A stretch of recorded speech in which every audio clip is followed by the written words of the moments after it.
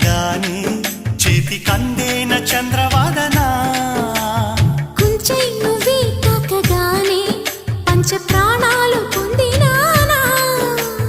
బొమ్మ దుమ్మ తేలక మారిపోయా నేనే బొమ్మగా ఏదో చిత్రం చేయగా చేరువయ్యా నేనే చిలిగా రెప్ప మూసిన తప్పుకోనని కంటి పాప ఇంటిలోన ఏరి కోరి చేరుకున్న దీపమా అల్లం నేరేడు కళ్ళతానా ప్రేమ వల్ల పట్టానే పిల్లదానా